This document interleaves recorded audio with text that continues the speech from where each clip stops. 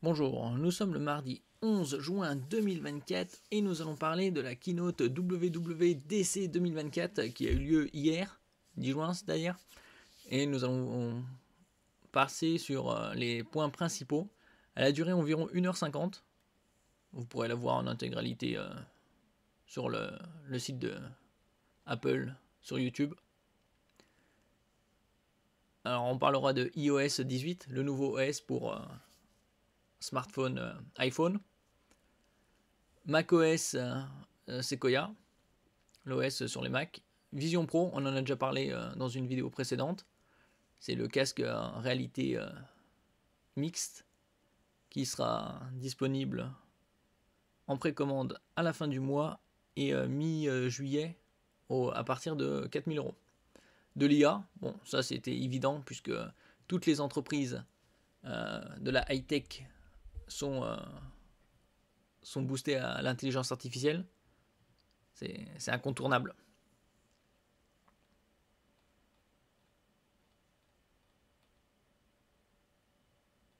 Apple Intelligence, l'IA façon Apple.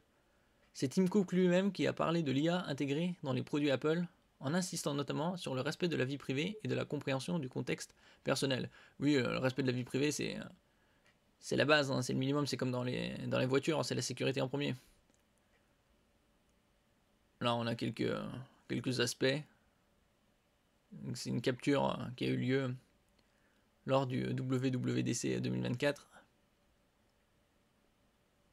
Apple Intelligence est introduite comme le nouvel assistant personnel des produits de la marque. Au fil des démonstrations, on se rend compte vite qu'elle paraît parfaitement intégrée dans l'iPhone, iPad et le Mac. Oui, ils ont travaillé dessus. Alors, quelles sont les caractéristiques? Capacité d'écriture.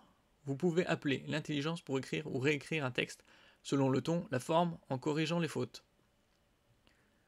Partout dans les systèmes iOS, iPadOS ou macOS, alors que ce soit sur smartphone, sur tablette ou sur Mac. Évidemment, cela fonctionne aussi pour la traduction et le résumé.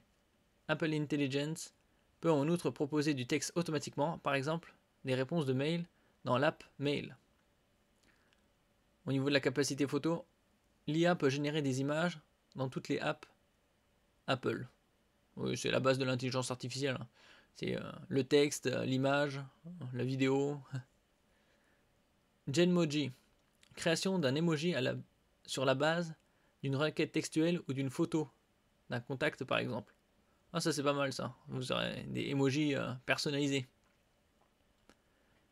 Image Playground, sorte de tableau de bord pour retrouver facilement toutes ces images générées par l'IA et continuer à les éditer si besoin. Image Playground est notamment disponible via une app dédiée, mais aussi dans les applications directement comme Freeform ou encore Keynote. Génération de films et montage photo intelligent en musique. Ouais, c'est à peu près basique, après il faut voir la qualité de la réalisation. Transcription audio vers texte avec fonction de résumé. Cette fonctionnalité peut même être utilisée pour retranscrire des appels téléphoniques. C'est un très bon point, ça, on va avoir ça par écrit. Image Wand, amélioration d'une image dessinée à la main, au pencil, par exemple avec différentes propositions de résultats. Image Background, suppression intelligente d'objets gênants en arrière-plan de photographie. Bon, c'est une gomme magique appelée chez les autres. Action, l'IA comprend les requêtes d'action, ouverture de fichiers, envoi de messages. Fonctionnement local, ce qui garantit le respect des données des utilisateurs. Il y aura obligatoirement des autorisations ou non. Private Cloud Compute. L'IA d'Apple peut aussi fonctionner sur serveur pour certaines requêtes, mais il s'agit là de passer par un cloud exclusif conçu pour obtenir un maximum de confidentialité. Sécurité oblige. Bon. Ça c'était l'IA. On passe maintenant à Siri, qui était un peu à la traîne. Ils ont fait les peaux neuves un peu. Nouvelle animation de réveil de Siri. Meilleure compréhension du langage naturel. Maintien du contexte de conversation dans le cadre de plusieurs requêtes à la suite. Prise en charge améliorée des requêtes écrites. Profite des nouveautés apportées par Apple Intelligence. que ce soit Apple ou toutes les autres marques, comme on a vu lors du Google I.O. en mi-mai, ils avaient boosté tout à l'intelligence artificielle. Il y avait que le sujet, c'était que l'intelligence artificielle et tous les produits qui étaient axés sur l'intelligence artificielle. Intégration de ChatGPT. ChatGPT peut prendre la relève d'Apple Intelligence pour certaines requêtes de manière superbement intégrée au OS, comme une extension de l'IA native. Oui, ça reste le pionnier ChatGPT de OpenAI en ce qui concerne l'intelligence artificielle et les requêtes. Compatibilité. Apple Intelligence fonctionne seulement sur les iPhone, iPad et Mac récents. Côté iPhone, c'est iPhone 15 Pro minimum. Ah ça c'est pas terrible. Au niveau de la compatibilité, puisque iPhone 15 Pro minimum, c'est le tout dernier. Ils auraient pu faire des efforts pour mettre sur iPhone 14 et pas que la version Pro. Hein. Également 13 et 12. Quelques années en arrière. Pour les Mac, il faut une machine équipée d'une puce Apple Silicon, peu importe la génération.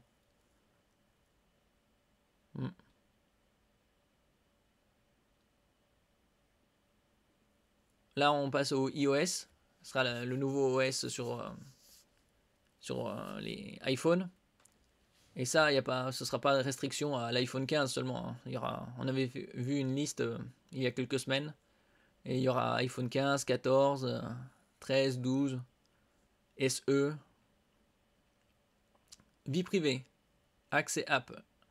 L'accès à une app peut être bloqué par Face ID, Touch ID ou code. Cacher app. Possibilité de cacher une app qui se retrouve dans un dossier spécial et protégé de la bibliothèque d'app. Contact. Nouveau réglage pour limiter l'accès des apps au carnet d'adresses. Accessoires. Nouveau niveau de sécurité pour la connexion avec des accessoires tiers. Beaucoup de sécurité. Bon, c'est normal d'un côté. Hein. Message. Tap back fonctionne pour n'importe quel emoji ou sticker. Envoyez plus tard pour paramétrer l'envoi futur d'un message. Ouais, vous faites un message et vous donnez l'heure d'envoi. Formatage. Le texte peut être souligné, mis en gras, barré. Nouveau effet de texte. Message via satellite sur iPhone 14 et modèles plus récents. Même hors réseau, vous pouvez envoyer des messages via connexion satellitaire. Il faut quand même toujours avoir des iPhones assez récents. Hein. 14, 15, c'est les tout derniers. Bon, iPhone 16 sortira avec iOS 18 vers septembre. Personnalisation. Couleur fond d'écran, possibilité plus puissante pour l'édition de l'écran d'accueil. Vous pouvez par exemple changer la couleur de toutes les icônes d'app. Ouais, ça a l'air plus ou moins intéressant, après ça dépend des personnes. Centre de contrôle. Apparition de nouveaux groupes ou pages de réglage. Photos. Collection de nouveaux rangements intelligents sont à découvrir dans l'app. Photos récentes, personnes et animaux, voyages. Vous pouvez mettre certaines collections en favoris et ou réorganiser leur ordre d'affichage. Design, amélioration du design général de l'app. Carousel, nouvelle vue permettant d'accéder rapidement au meilleur contenu de l'app photo. Quelques améliorations par-ci par-là. Autre. Appel plan. Amélioration pour le guidage en randonnée. Tape to cash, envoyer de l'argent entre iPhone. Ouais, ça a l'air un peu curieux quand même. Journal. Nouvelle vue statistique et recherche améliorée. RCS, support des échanges de messages sous protocole RCS. Calendrier, les rappels sont intégrés dans calendrier.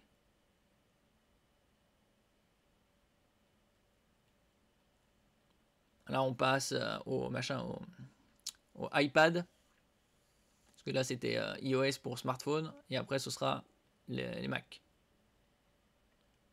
Exclusivité iPad OS 18. Nouvelle barre de navigation, les apps peuvent afficher une barre de navigation en haut de l'écran, barre qui peut être aussi déplacée sur le côté gauche. Donc soit c'est en haut, soit côté gauche, pas les autres. Animation, amélioration des visuels d'animation, ouverture d'app, aperçu. SharePlay, vous pouvez dessiner des indications visuelles sur l'écran partagé d'un proche, flèche par exemple, ou même prendre le contrôle total de la machine à distance. Ça a l'air assez intéressant sur ce point-là. Calculatrice. Enfin, l'iPad se dote d'une app pour les calculs. D'ailleurs, les calculs peuvent être faits dans les notes d'Apple Notes, dans des Math Notes. Math Notes, celles-ci supportent notamment l'écriture au pencil et peuvent comprendre différentes formulations et équations avec variables, disponibles aussi sur macOS. Oui, les nouveaux iPad Pro sont sortis il y a au début mai, il y a un peu plus d'un mois, avec des versions iPad Pro OLED. Smart Script, détection de votre style d'écriture, suppression de texte en barrant et autres améliorations pour la prise de notes au pencil.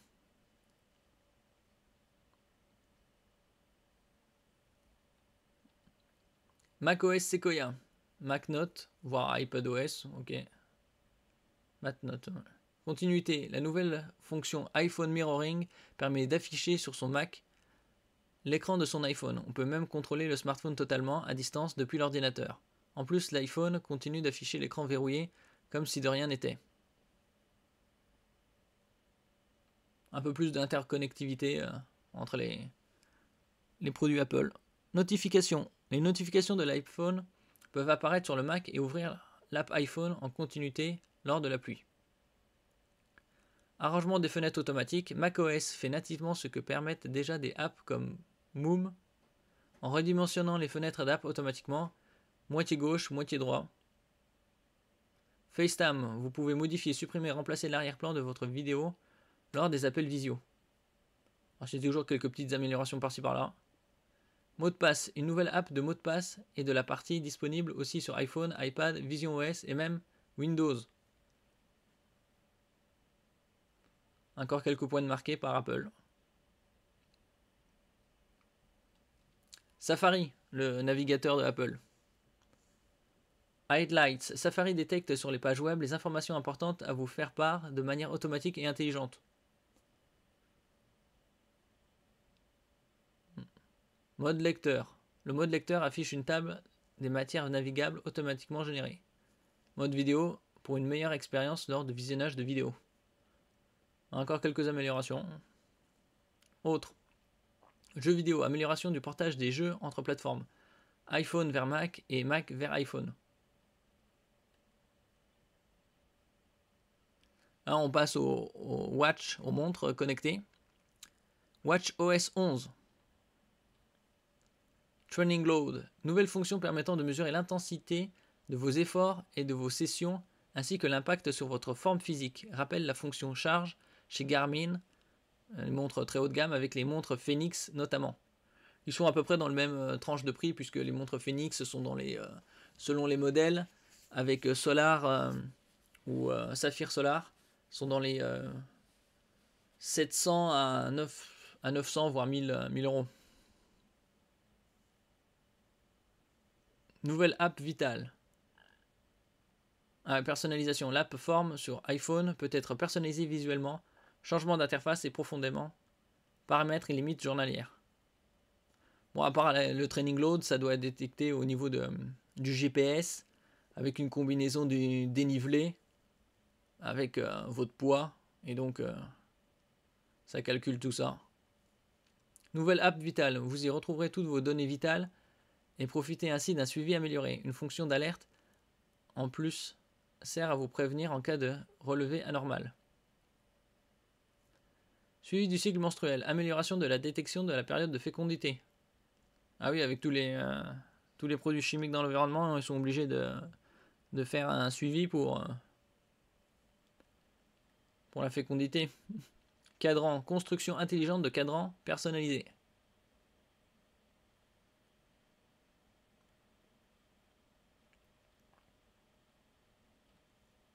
TV OS 18 et App TV Plus Insight. Pour des contenus Apple TV Plus, vous pouvez demander à voir la liste des acteurs visibles à l'écran.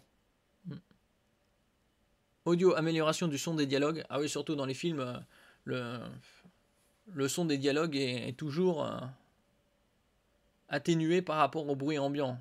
Et des fois, même en le lisant plusieurs fois, on se demande ce qu'ils disent. Projecteur, support de projecteur 21/9 pour Apple TV. Ça c'est un très bon point puisque le 21/9 permet d'éliminer les bandes noires. Nouveauté AirPods, les écouteurs. Actuellement, il y a les AirPods qui sont à 90-99 euros. C'est ceux des AirPods deuxième génération. Geste de la tête, possibilité de dire non de la tête pour refuser un appel ou oui de la tête pour l'accepter. Conversation, la technologie Voice Isolation arrive sur AirPods Pro. Jeux vidéo, amélioration pour l'audio spatial avec un son plus personnalisé. Là, on parle des Apple Vision, les casques de réalité mixte, à 4000 euros, hein, rien que ça. Vision OS 2 arrive. Photo, n'importe quelle photo peut être adaptée en spatial photo avec effet de profondeur. Nouveau geste, accès simplifié pour accéder à la batterie ou encore à l'écran d'accueil. Écran, support de nouvelles résolutions d'écran virtuel. Développeur, nouveau API pour le développement d'applications Vision OS. Santé, arrive du support de HealthKit.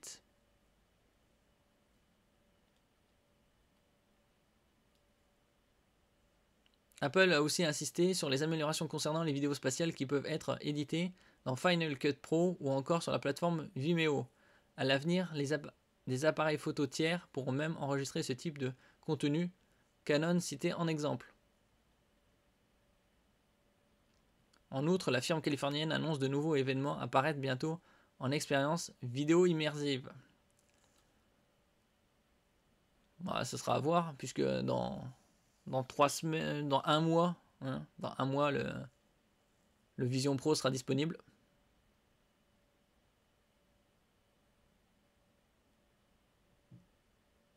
Les disponibilités des nouveaux OS. Les nouveaux OS seront disponibles en version bêta développeur dans les jours qui viennent. Ils paraîtront en version finale pour le grand public à l'automne, c'est-à-dire fin septembre, début octobre.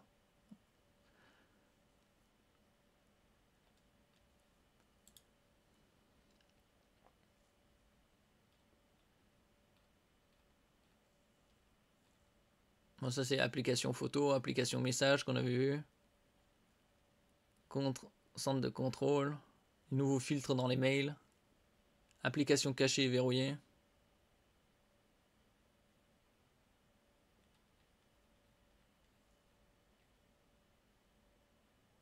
Et donc iOS 18 sera disponible fin septembre, début octobre.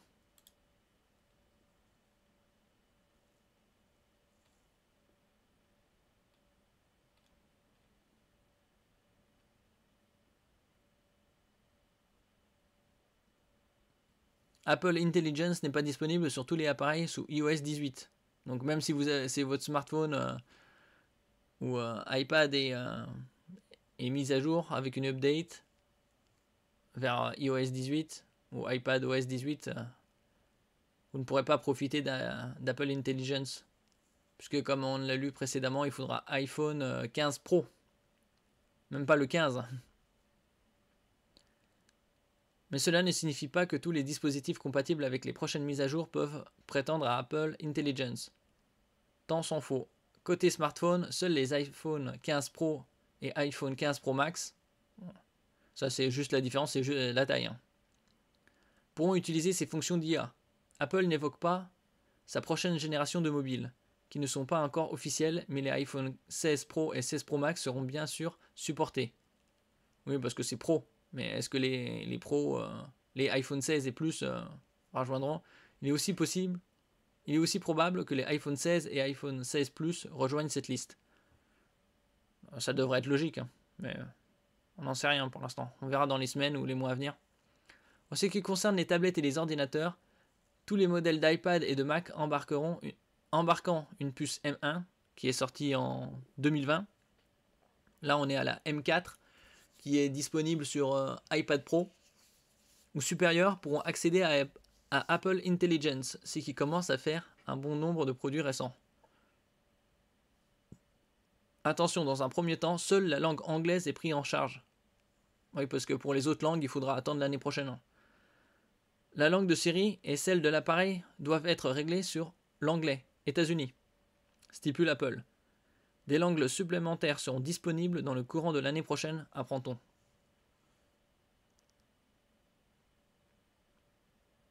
L'entreprise californienne ajoute également que toutes les fonctionnalités présentées lors de la keynote ne seront pas forcément toutes accessibles dès le début. Certaines seront déployées au fil des mois via des mises à jour régulières d'iOS 18, iPadOS 18 et macOS Sequoia.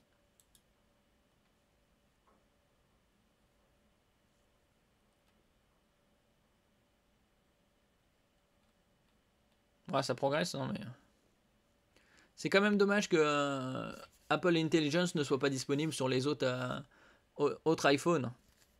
Même les 15 basiques. Je veux dire 15 et 15 Plus. Il faut 15 Pro minimum. C'est grandement dommage. Est-ce qu'il y aura des mises à jour par la suite permettant d'accéder sur iPhone 14 ? Je doute.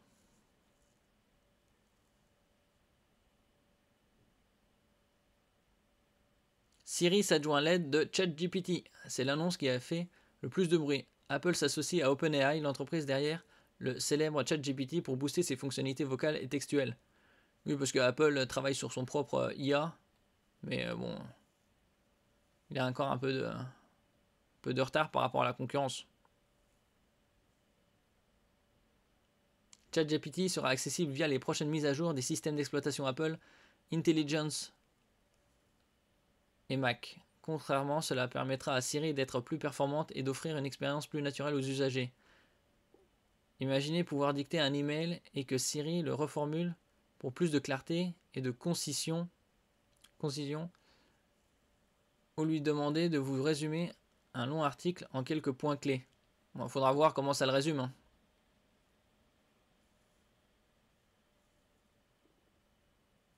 Apple Intelligence, l'IA qui vous suit partout. Apple Intelligence ne se résume pas à une simple mise à jour de Siri, c'est un système d'IA global qui s'intègre de manière invisible dans tous vos appareils Apple. Il s'agit en arrière-plan, analysant vos habitudes et votre contexte pour vous proposer une assistance ultra personnalisée. Bon, on verra ça dans les mois à venir, vers octobre.